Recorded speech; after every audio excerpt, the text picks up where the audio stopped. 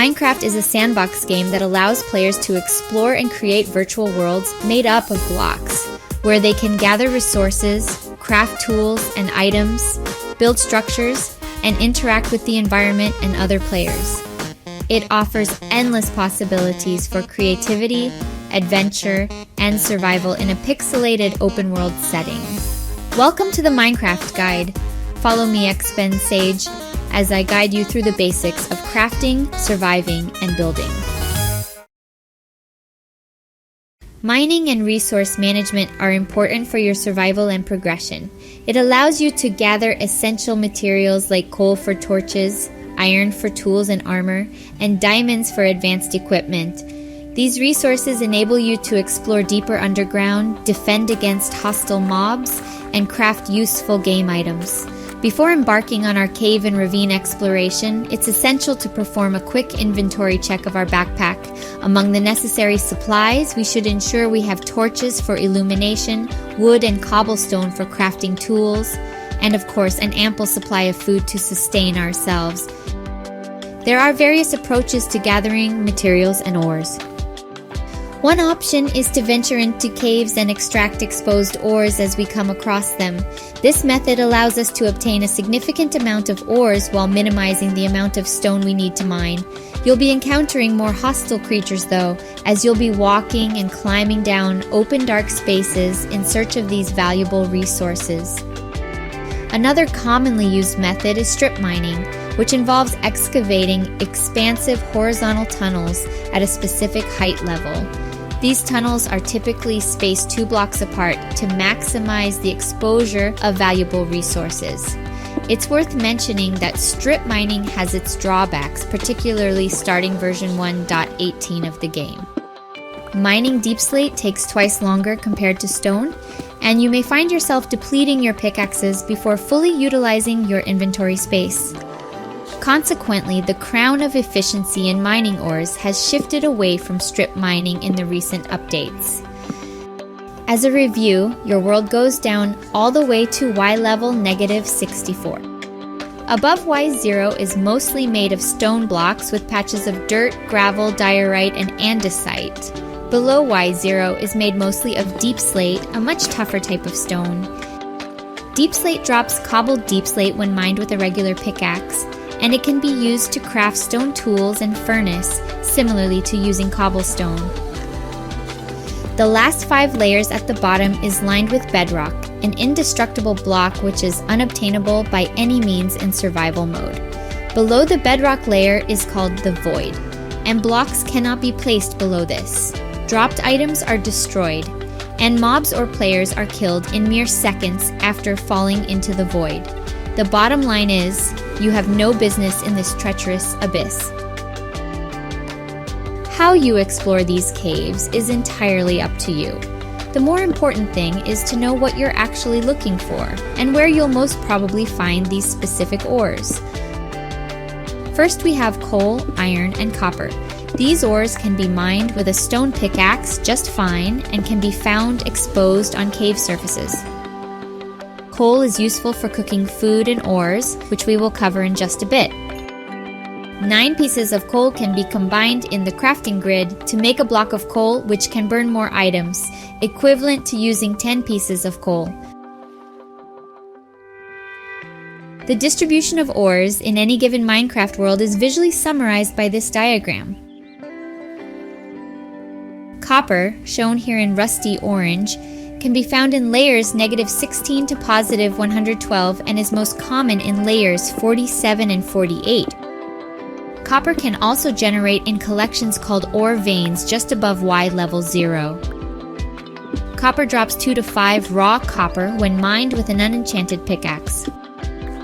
Raw copper can be smelted into copper ingots, which are crafting ingredients for copper blocks, lightning rods, and spyglasses. The long list of useful items and blocks which can be crafted from the ores we mine today will be discussed in a separate guide. The next and arguably the most useful ore is iron. It generates in 3 different batches, providing you with plenty of iron for a long list of tools and items to craft. First, it generates at levels 128 to 320, being most common around level 255. Second is at levels negative 24 to positive 54, being most common around level 15. And lastly, it generates quite evenly at levels negative 63 to positive 64. Like copper, iron also generates in ore veins in the hard deep slate layers below Y0. If you like to amass iron by strip mining, you should mine them out above deep slate level, as deep slate is harder to break compared to regular stone. Iron can be crafted into buckets, shears, flint and steel, armor pieces, durable tools, and so much more. We have to talk about all the uses of iron in a separate guide. Once you have iron, there are 4 things you need to craft to keep things going smoothly. Before you can use raw iron though, we need to smelt it into iron ingots in a furnace. Like cooking meat, 1 piece of coal or charcoal can smelt 8 pieces of raw iron. The first 2 important things are iron pickaxe and a shield. An iron pickaxe has more durability than stone, but more importantly, there are ores that can only be obtained by an iron pickaxe or better. Tools can be made from different materials: wood, stone, iron, gold, diamond, and netherite. Wooden tools are only useful in the start of the game. Once you've progressed to iron tools, there's no reason to go back to stone ones. Golden tools aren't really useful because they are worse than wood in terms of durability. Diamond tools are known for their exceptional durability and unparalleled ability to break all obtainable blocks with remarkable efficiency. Diamond tools can be further improved by upgrading them to netherite versions, creating the ultimate tools in Minecraft. When you upgrade your tools to netherite, they not only gain exceptional durability, but also become impervious to lava and fire. Excited to get netherite? You'll have to see the nether guide for that. Back to useful items crafted from iron. The shield is crafted from wood planks and a piece of iron. This can defend you from the monsters you encounter, particularly skeletons with their bows and the sneaky creeper, which by now you have learned to be frustratingly indiscriminate in blowing up holes in your world. You can place the shield in your offhand slot, and it will appear to be held by your left hand. The shield is only active in protecting the player when in use. That is, if you are holding down right-click. Your right hand should not be simultaneously holding an item with a right-click function, otherwise it will have priority over the shield on your left.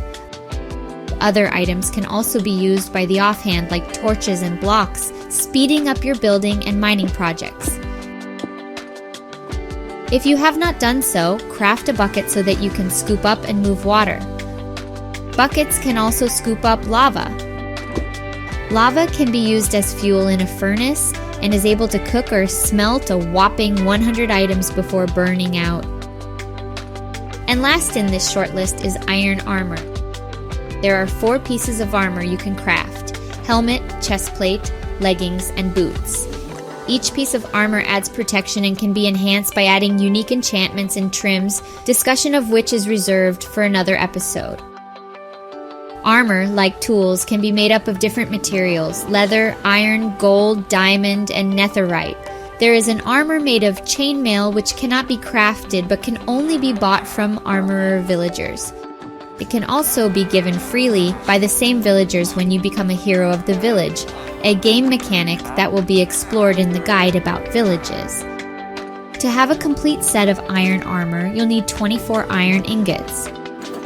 Smelting iron ore and other similar ores can be sped up by using a blast furnace. It is crafted by upgrading a furnace with iron ingots and smooth stones.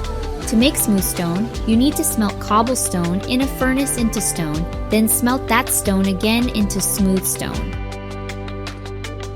Gather as much iron as you can to complete your iron armor set and hopefully have enough to upgrade all your tools to iron. The next ore we could come across is the lapis lazuli, or lapis for short. Like copper and iron ores, it can be mined with a stone pickaxe. but you should be using iron pickaxes from now on and benefit from better durability and faster rate of mining ores in stone. Mining a lapis ore drops 4 to 9 pieces of lapis lazuli. Exposed lapis ores can be found in layers -32 to +30, making it common after the transition from stone to deep slate at layer -1. Another separate generation of lapis occurs anywhere from -64 to +64, but this group is never exposed to air, meaning you'll have to dig them out the walls and floors of the caves.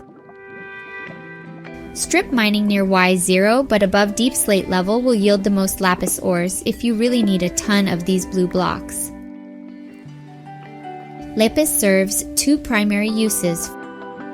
First, it can be converted to blue dye, to color glass, beds, armors, sheep wool, concrete, and terracotta. There are more items in the game that can be colored, and dyeing is a subject of a different guide. Second, and more importantly, lapis is a requirement to use the enchanting table, a very powerful game item that adds special enhancements to your tools and armors. More on this in the guide for enchanting. The next ore to look out for is gold. Deposits of gold are found in layers -64 to +32, thus most common around layer -16. In a special biome called Badlands, gold generates more frequently and at much higher level at +32 to 256. Gold and other ores past this point in the video can only be mined with an iron pickaxe or better, otherwise the ore will simply shatter. Raw gold needs to be refined into ingots before being used as an ingredient in a multitude of items. Before we continue mining, notice how full our inventory is. Raw ore drops can be combined in the crafting table into a block, effectively compressing the raw materials 9 times. We can decompress them back later into raw materials for processing. We can further save space by throwing away common materials and blocks that we can easily obtain again in other mining sessions. To throw away items, press Q, or you can also click and drag out whole stacks of items to drop them in front of you. Another ore to be mined deep in the world is redstone. Peculiar to this ore is how it lights up when stepped on or interacted with by a player or mob. Redstone ores are found from layer -63 to +15 and -63 to -34. To avoid most lava pools deep in the world, you can mine for redstone above level -54. Mining redstone ore drops 4 to 5 redstone dust. It needs no smelting and is the mineral at the heart of redstone-powered contraptions and machineries. We have a dedicated guide to redstone power, but if you are looking for a particular application, it might be better to look for that specific redstone tutorial. Up the mountains, we can find emerald ores. They generate in small deposits from layers -16 to +320, but most common at level 256. It's not worth your time though, as emeralds can easily be obtained from trading. Instead, consider collecting them as prestigious trophies or save them for later when you acquire a pickaxe enchanted with Silk Touch, enabling you to display the ore itself in all its glory, particularly the rare deep slate emerald variant. In the depths of the world lies the most coveted mineral of the overworld, diamonds. Found within layers +14 and increasingly abundant until -63, diamond ores are a true treasure. To avoid lava pools, search for diamond ores at level -54 and upwards. Each diamond ore drops only 1 diamond unless your pickaxe is enchanted with fortune. Fortune increases the number of drops from each mineral ore described in this guide. If you're interested in learning how to add this power to your pickaxe, be sure to watch our dedicated enchanting guide. Diamonds serve as the most durable material for crafting tools and armor in the game, if you don't count the netherite upgraded versions, which requires the original diamond versions of the equipment as a prerequisite. While mining deep underground, you may come across a dark block amidst pools of molten lava. This block is obsidian, formed when water flows over non-flowing lava source blocks. Obsidian boasts exceptional resilience against explosions caused by creepers and TNT, and it can only be mined with a diamond pickaxe. Take home a few of these blocks, as they will prove invaluable for your future progression in the game. Another mineral found underground is amethyst. This crystal generates as clusters inside special hollowed structures called amethyst geodes, which generate anywhere from -58 to +30. Be careful not to destroy the budding amethyst blocks from which the crystals grow, as these are not renewable. Mined mature amethyst clusters yield amethyst shards, which serve as key ingredients for crafting spyglasses, tinted glass, and calibrated skulk sensors. The ores we discussed here have deep slate variants, which functions identical to the regular ore variants. Some ores in the game can be farmed in automatic contraptions, most notably iron and gold ingots, and are best learned from community-made tutorials. Our channel has several iron farm tutorials, and we would love to see you use one of our original designs. Here's a one-stop illustration to summarize the ores we mined today. To navigate the caves without getting lost, it's recommended to develop a habit of placing down torches systematically on the left side while exploring. When it's time to return home, simply turn around and remind yourself that the right way out is to follow the torches on the right. Look out for dangerous patches of gravel blocks hanging from ceilings, which could fall down and suffocate you. These falling particles are your sure clue that some gravity-affected blocks are unsupported and could fall on your head. To get down from heights like this safely, you can slowly ride down a water stream, row down a boat, or jump off into a hay bale. That last one needs practice and can't be counted as entirely safe. Exercise caution when attempting this technique. With all the resources you have gathered, you are now able to craft the vast majority of items in the game. There are plenty of other minerals and materials that can be found in the Nether, most notably the ancient debris. But how are you going to safely get home and avoid getting owned by the menacing monsters in the darkness? Firmly grip your sword and keep that shield up, because in the next episode, we'll explore effective strategies to confront each hostile mob in combat encounters. Embrace your inexperience and continue taking courageous leaps forward. I am Expensage. See you in the next guide.